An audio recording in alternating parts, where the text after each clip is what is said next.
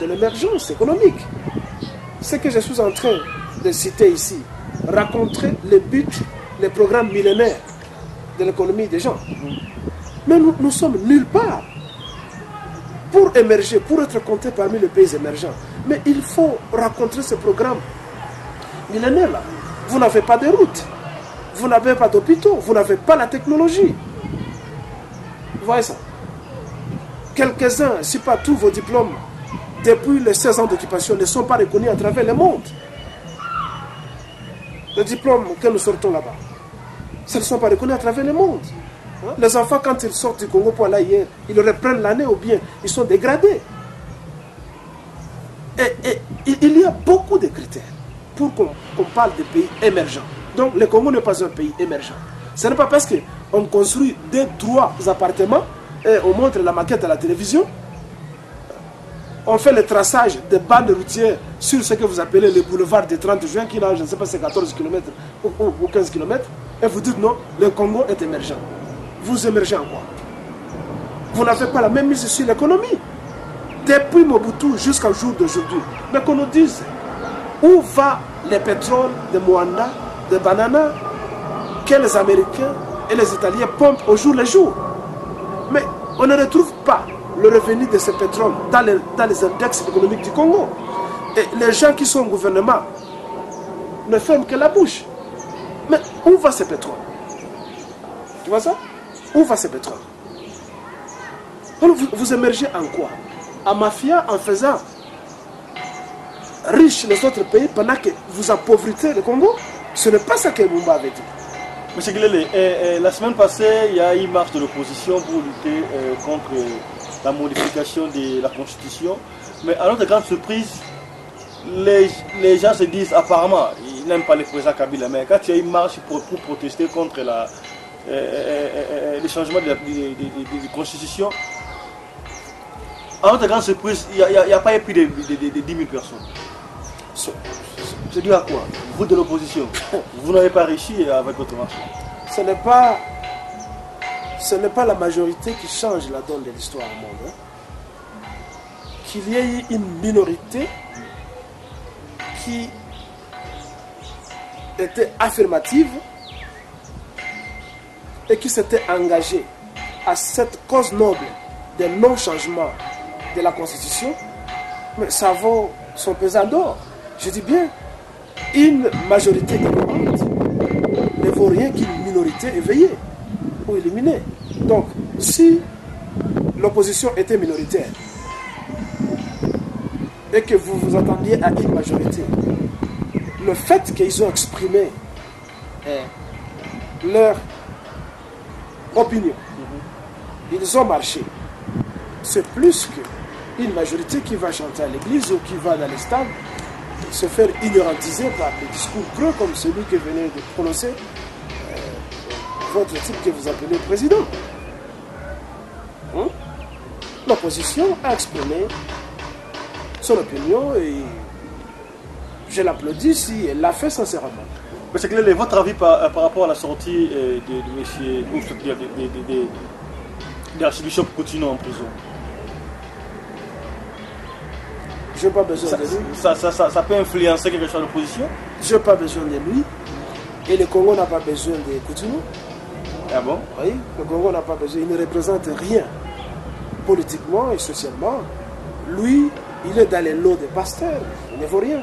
Non, il a pu chanter Sauvons le Congo. Mais qu'on fout qu'il vous Il était victime de ça même. Ben écoutez, il y a beaucoup de choses qui sont cachées, on ne veut pas vous dire. Il n'y a pas que ça. Il y a beaucoup de choses. Aujourd'hui, celui qui est en prison qu'on venait d'arrêter là-bas, qui parlait au nom de Kabila partout, qu'il était son conseiller spirituel. Comment vous appelez encore l'autre escroc là? Pasteur Denis Lessi. Denis Lessi. Il est déjà sorti. Oui, un jour, il pourra aussi dire que non, lui, il luttait pour le Congo. Alors qu'on a trouvé que c'était un escroc. Les Coutinho, les bishops, les archibishops, le Congo n'en a pas besoin. Le Congo a besoin d'un leader comme moi. Le Congo a besoin d'un leader comme Lumumba. Le Congo a besoin d'un leader comme Nemwanda Ntsemi. Le Congo a besoin de leaders qui sachent défendre les intérêts nationaux, qui ont une vision nationaliste pour réellement faire du Congo un pays, pas seulement émergent, mais une superpuissance. Parce que nous en avons les potentialités, nous en avons les capacités. C'est seulement par la mauvaise volonté que le Congo est demeuré en marche-pied dans les concerts des nations. Nous ne figurons nulle part. Hein? Donc, Coutinho ou je ne sais qui, on n'en a pas besoin. Qu'il aille à l'église tromper les gens et ramasser des mabonzans comme ils en ont l'habitude et tuer les gens. Il ne représente rien, il ne pèse rien. On n'en a pas besoin. Voilà, mais parlons de l'écroulement de l'immeuble des prophètes TV Joshua au Nigeria.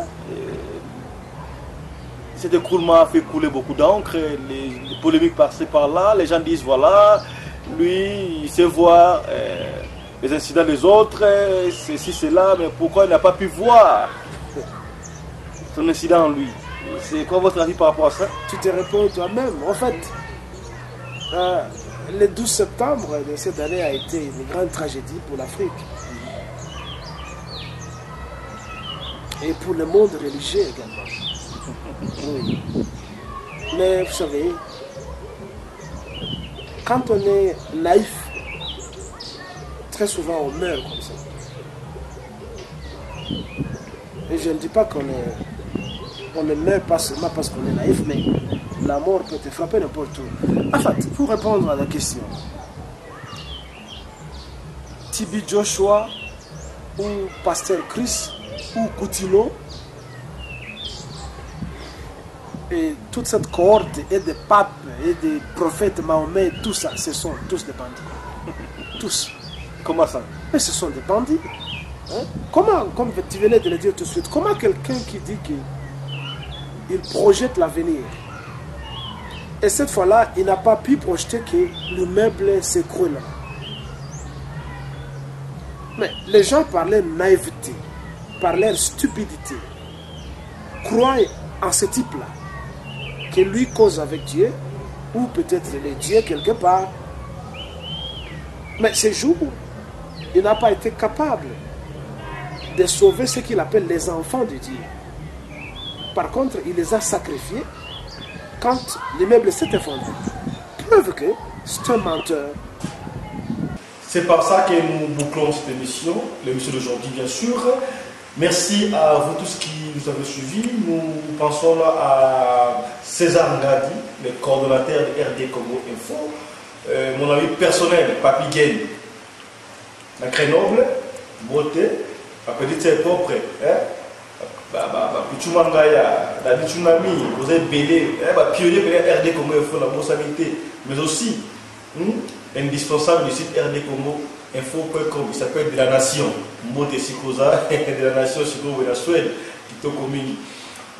Merci aussi à Maurice Premier, l'homme de Scandinavie, partenaire Nabiso, il y a Congo et Sika Ozali. Merci à Mamarina Umbi, la femme à la taille d'une tige de spaghetti, la boursanité. Mon ami personnel aussi, Oscar Kabola depuis Paris, Million Paylor depuis Paris, vous avez épelé la Pessimo Gonia, mais aussi Minatampo, la Paris, la boursanité, Mote Siko Adouana, JB Minard, la Dublin. Merci à vous. Nous allons vous retrouver prochainement avec un autre numéro de l'émission Loco le Plus. D'ici là, portez-vous bien. Santé des frères à tous. Ciao, ciao. Et ciao. Lokole betakie, lokole betakie, pona banaya jubeke, pona banaya kinyo, pona banaya Angola. Comment on dit, oh, le coller please, comprendre, et le coller please, son zimi était, comprendre, Ndoki. Fiston Pelende, hein, en direct de Djobour, papa ya Djobour. Moi, mon balioté a Kangi Afrique du Sud. Na ebite na ko remercier te yo lo bebele mbanga passe. Ora Fiston Pelende, babeti lokole. Son di ba to Ndoki. On monter à ma baie. Dada bolore konikila na maboko.